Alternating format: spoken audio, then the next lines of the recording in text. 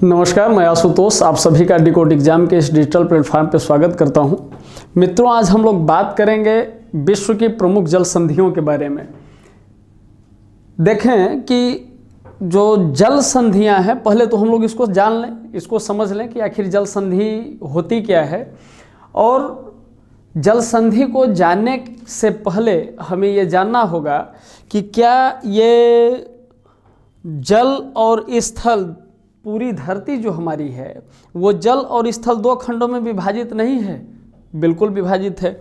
और यदि देखा जाए या हम लोग अपने लेक्चर की बात करें तो जैसे कि जियोग्राफी का एक प्लेलिस्ट बना हुआ है, उसमें जाकर के जो मित्र हमारे नए हैं वो जाकर के देख सकते हैं। जब हम लोग पैंजिया और पैंथालासा को पढ़ रहे थे या महाद्वीपों का विखंडन हम लोगों ने पढ़ा, पैंजिया का विखंडन पढ़ा, तो एक चीज़ हमें जानना होगा जल संधि से पहले, जो कि बेसिक है, बिल्कुल बेसिक से हमें जानना पड़ेगा कि जो वर्तमान स्वरूप है पृथ्वी के स्थल खंड और जल खंड का, यह शुरुआत में ऐसा नहीं था। शुरुआत में कैसा था? तो शुरुआत में देखें, यदि इसको हम लोग अर्थ मान लें, पृथ्वी मान लें, तो ये समस्त महाद्वीप इस तरह से इकट्ठे थे, आपस में एक दूसरे से जुड़े हुए थे। ठीक है, जब ये एक दूसरे से जुड़े हुए थे, एक कालखंड के बाद कार्बनीफेरस युग, पर्मियन युग, इस तरीके से हम लोगों ने भूगर्भिक इतिहास भी पढ़ा। जब भूगर्भिक इतिहास हम लोग पढ़ रहे थे, पृथ्वी का उद्भव और भूगर्भिक इतिहास, तो हम लोग इन चीज़ों को डिस्कस कर चुके हैं, हम लोग बिल्कुल उसमें नहीं जाएंगे। लेकिन जब इसका विखंडन हुआ, अंगारा लैंड और लारेंशिया और गोंडवाना लैंड, इस तरीके से जब विखंडन होता है और ये अलग अलग होता है, तो कहीं न कहीं ये स्थल खंड किस में डिवाइड होंगे? जो पैंथालासा है, ये पैंथालासा को बीच से अलग अलग करेंगे, अलग अलग भागों में। तो जब ये भाग अलग अलग हुआ और ये दो स्थल खंड, देखिए ये पनामा कैनाल, लेकिन हम थोड़ा सा इस चीज़ को हम लोग समझ लें, फिर हम लोग आते हैं। तो ये दो स्थल खंड, ये इसको स्थल संधि भी हम कह सकते हैं, क्योंकि इधर भी एक बड़ा जलाशय, इधर भी एक बड़ा जलाशय, और एक सकरे मार्ग से ये एक दूसरे से जुड़ा हुआ था। आगे चल कर के लोगों ने पनामा कैनाल बना दिया, जिससे कि ये एक जलाशय अटलांटिक और ये पैसिफिक ओशियन, ये दोनों एक दूसरे से मिले, एक रास्ता बना, तय हुआ। तो इससे ये साबित होता है कि बेसिकली जल संधि एक ऐसी जल संयोगी है, एक ऐसा ये जल संधि, ये यदि जल संधि है तो ये एक ऐसी जल संयोगी है जो दो विशाल जलाशयों को, जो विशाल जल राशि, विशाल महासागर या सागरों को एक दूसरे के साथ जोड़ता है। अब जब इसकी इस प्रकृति को हम लोगों ने देखा, एक बड़ा जलाशय यहाँ और एक बड़ा जलाशय यहाँ, और बीच में ये सकरा जल संयोगी, ये पतला मार्ग, ये जब जल संयोगी के रूप में एक दूसरे को जोड़ रहा है, तो इसकी आकृति कुछ कुछ डमरू जैसी हो गई। डमरू तो आप लोगों ने देखा होगा, डमरू जैसी हो गई। तो इसका मतलब ये है कि ये जो प्राकृतिक जल संधि या ये जो जल संधियां हैं, इसके बीच, ये दो बड़े जलाशयों के बीच को जोड़ने का जो कार्य करती है, उसे हम जल संधि कहेंगे। यहाँ तक जब हम लोगों ने जान लिया, तो अब हम लोग ये जान लें कि प्रमुख जल संधियाँ कौन सी हैं, और इसी में हम लोग देखेंगे इस चार्ट के माध्यम से कि फ्रंट लाइन के अलावा भी और भी बहुत सारी जल संधियाँ हैं, जिनको कि हम लोग देखेंगे। और इसको इस चार्ट में देखेंगे कि कौन सी जल संधि है, किस जलाशयों को जोड़ती है और इनकी स्थिति क्या है, या किसके बीच में स्थित है, या विभाजक कौन सी है। ठीक, तो आइए अब हम लोग देख लेते हैं कुछ प्रमुख जल संधियों की लोकेशन क्या है। सबसे पहले हम लोग इधर से देखेंगे, तो ये पनामा कैनाल, पनामा कैनाल के बाद थोड़ा सा हम लोग इधर से देखते चले, तुर्किश स्ट्रेट इस जलाशय को और इसको ऐसे जोड़ रही है। सुएज कैनाल, सुएज कैनाल के बाद Bab al Mandeb, strait of Hormuz, strait of Malacca और जिब्राल्टर, ठीक है। तो ये जब प्रमुख जल संधियों को हम लोगों ने देखा तो अब हमारे लिए ये इम्पोर्टेंट हो जाता है, हमारे लिए ये जानना जरूरी हो जाता है कि इसके अलावा भी, चूंकि जब हम लोग जल मंडल पढ़ेंगे तो उसमें महासागर, सागर, खाड़ी, सीमांत सागर, इन सब का अध्ययन करेंगे। लेकिन अभी हम लोग जल संधियों के बारे में इसलिए पढ़ लें क्योंकि ये परीक्षा के दृष्टिकोण से भी काफ़ी महत्वपूर्ण होता है, और ये जब हम जानेंगे तो एक आइडिया हमको मिल जाएगा कि जल का जो प्रसार है वो कितनी दूर तक है। तो अब देख लेते हैं फ्रंट लाइन के जल संधि को एक मैप में देखने के बाद जल संधि क्या है और ये किस तरह से एक संयोगी का काम करती है, इसको हम लोगों ने समझा। तो अब हमारे लिए ज़रूरी हो गया कि हम चार्ट पर भी अपने एग्ज़ाम के लिहाज से उन चीज़ों को देखें। तो देखें कि यहाँ जल संधि का नाम लिखा हुआ है, किसको किससे जोड़ती है और इसकी स्थिति क्या है। हम लोग शुरू करते हैं मलक्का जल संधि। मलक्का जल संधि किस किस सागर को जोड़ती है, तो अंडमान सागर और चीन सागर को जोड़ती है। इंडोनेशिया और मलेशिया को ये अलग करती है। कौन? मलक्का जल संधि। पाक जल संधि पाक की खाड़ी और बंगाल की खाड़ी और भारत श्रीलंका को, ये भारत श्रीलंका का विभाजक है और जोड़ती किसको है? पाक की खाड़ी और बंगाल की खाड़ी को ये जोड़ती है। जल संधि से को हम लोग समझ लिए हैं तो ये हमारे लिए ज़्यादा आसान हो जाएगा। सुंडा जल संधि जावा सागर और हिंद महासागर कहाँ स्थित है? इंडोनेशिया में। युकाटन जल संधि मैक्सिको की खाड़ी और कैरिबियन सागर को ये जोड़ती है। कौन? युकाटन जल संधि कहाँ स्थित है? मैक्सिको और क्यूबा का ये विभाजक है, मैक्सिको और क्यूबा को अलग करती है। मेसिना जल संधि भूमध्य सागर में इटली और सिसिली का ये विभाजक है। कौन? मेसिना जल संधि। ओरप्टो जल संधि एड्रियाटिक सागर एवं आयोनियन सागर, ये ओरप्टो जल संधि एड्रियाटिक सागर और आयोनियन सागर को जोड़ती है। इटली और अल्बानिया का ये विभाजक है, इटली और अल्बानिया के बीच में इसकी स्थिति है, ये स्थित है। बाब अल मंडेव लाल सागर तथा अदन की खाड़ी यमन और जिबूती यानी कि एशिया और अफ्रीका के बीच में ये स्थित है।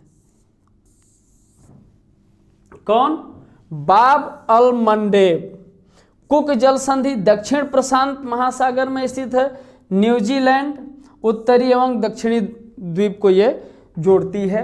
मोजाम्बिक चैनल हिंद महासागर, मोजाम्बिक और मालागासी। नॉर्थ चैनल आयरिश सागर तथा अटलांटिक सागर, ये किसको किससे विभाजित करती है?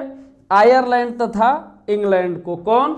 नॉर्थ चैनल, उत्तरी चैनल। टारेस जल संधि सागर कौन कौन से सागर हैं जिनको जोड़ती है? तो अराफुरा सागर और पापुआ की खाड़ी, और ये विभाजक किसका किसका है? तो पापुआ न्यू गिनी और ऑस्ट्रेलिया का विभाजक है। पापुआ न्यू गिनी और ऑस्ट्रेलिया के बीच में ये स्थित है। अराफुरा सागर और पापुआ की खाड़ी को ये जोड़ती है और इसका नाम है टारेस जल संधि। बॉस जल संधि तस्मान सागर और दक्षिण सागर, तस्मान सागर और दक्षिण सागर को जोड़ने वाली जल संधि बॉस जल संधि, और ये कहाँ स्थित है? ठीक है। बेरिंग जल संधि, देखें बेरिंग जल संधि हमारी अंतर्राष्ट्रीय तिथि रेखा के पास ही है और समानांतर चलती है ये। तो बेरिंग जल संधि बेरिंग सागर और चुक्सी सागर, अलास्का और रूस को ये जोड़ती है, बेरिंग जल संधि। ठीक है। बोनिफेसियो जल संधि भूमध्य सागर, कोर्सिका और सार्डिनिया, कोर्सिका और सार्डिनिया के बीच में जो विभाजक का कार्य करती है बोनिफेसियो जल संधि, और ये कहाँ स्थित है? भूमध्य सागर में। आगे हम लोग चलते हैं। बास्पोरस जल संधि काला सागर और मरमरा सागर, तुर्की में स्थित है काला सागर और मरमरा सागर। देखें जल संधियों को पढ़ते समय जल संधियां तो हमें याद ही हो रही हैं, सागर भी याद हो रहा है और उस सागर की लोकेशन भी हमें पता चल रही है, जो हमारे लिए काफ़ी महत्वपूर्ण है। तो बास्पोरस जल संधि काला सागर और मरमरा सागर को ये जोड़ती है, और इसकी लोकेशन क्या है, स्थित कहाँ है? तो तुर्की में स्थित है। डरडेनलेज संधि मरमरा सागर एवं एजियन सागर को ये जोड़ती है, मरमरा सागर और एजियन सागर को जोड़ती है और इसकी भी लोकेशन तुर्की में है। डेविस जल संधि, देखें डेविस जल संधि संभवतः सबसे बड़ी जल संधि, डेविस जल संधि। तो डेविस जल संधि, बेरिंग जल संधि, जिब्राल्टर और बाब अल मंडे, सुएज नहर, कैनाल नहर, सुएज कैनाल और ये Panama canal, sorry Suez canal और पनामा कैनाल, ये फ्रंट लाइन के हैं। मलक्का जल संधि, पाक स्ट्रेट, ये फ्रंट लाइन के हैं। लेकिन क्वेश्चन कहीं से भी आ सकता है ना, तो हमें तो उसके बारे में जानना पड़ेगा। तो हम लोगों ने डिकोड एग्जाम की टीम ने प्रयास किया है कि आपके सामने फ्रंट लाइन के अलावा थर्ड फोर्थ लाइन तक के जल संधियों को आपके बीच में प्रस्तुत किया जाए, ठीक है। तो डेविस जल संधि बेफिन की खाड़ी और अटलांटिक महासागर को जोड़ती है। बेफिन की खाड़ी और अटलांटिक महासागर को कौन जोड़ता है? डेविस जल संधि। लोकेशन क्या है? ग्रीनलैंड और कनाडा। ग्रीनलैंड और कनाडा के बीच में ये एक विभाजक का कार्य करती है। देखिए हम लोग उत्तरी अक्षांश में है, उत्तरी गोलार्ध में हम लोग पहुंचे हुए हैं। तो ग्रीनलैंड और कनाडा के बीच में डेविस जल संधि किसको किसको जोड़ती है? बेफिन की खाड़ी एवं अटलांटिक महासागर को। प्रश्न यह भी हो सकता है कि ग्रीनलैंड और कनाडा किस जल संधि से आपस में जुड़े हुए हैं, या प्रश्न यह भी हो सकता है कि डेविस जल संधि किसको किसको अलग करती है या किसको किसको जोड़ती है, या किस किस महासागर से ये किस किस महासागर के बीच में स्थित है, या कौन कौन से महासागर को ये जोड़ती है। प्रश्न पूछने के कई तरीके हो सकते हैं, लेकिन ये हमारे ऊपर डिपेंड करता है कि हम किस तरह से इसको पढ़ रहे हैं और कैसे हम लोग इसको याद कर रहे हैं। डेनमार्क जल संधि, उत्तरी अटलांटिक एवं आर्कटिक महासागर, ये किसको किसको अलग करता है? ग्रीनलैंड और आइसलैंड, ठीक है। डेनमार्क जल संधि। डोवर जल संधि इंग्लिश चैनल और उत्तरी सागर के बीच में स्थित है। उत्तरी चैनल इंग्लिश चैनल और उत्तरी सागर को ये जोड़ती है। इंग्लैंड और फ्रांस के बीच में ये विभाजक का भी कार्य करती है, ठीक है। फ्लोरिडा जल संधि, मैक्सिको की खाड़ी एवं अटलांटिक महासागर। मैक्सिको की खाड़ी और अटलांटिक महासागर के बीच में कौन जल संधि है? फ्लोरिडा जल संधि। संयुक्त राज्य अमेरिका और क्यूबा को ये अलग करती है। कौन? फ्लोरिडा जल संधि। हरमुज जल संधि फारस की खाड़ी एवं ओमान की खाड़ी को जोड़ती है। ओमान और ईरान के बीच में ये स्थित है। ओमान और ईरान का ये विभाजक है। किसको किसको जोड़ती है? फारस की खाड़ी एवं ओमान की खाड़ी। हडसन जल संधि हडसन की खाड़ी एवं अटलांटिक महासागर के बीच में स्थित है। और हडसन की खाड़ी कहाँ स्थित है? कनाडा। जिब्राल्टर जल संधि भूमध्य सागर एवं अटलांटिक महासागर को ये जोड़ती है।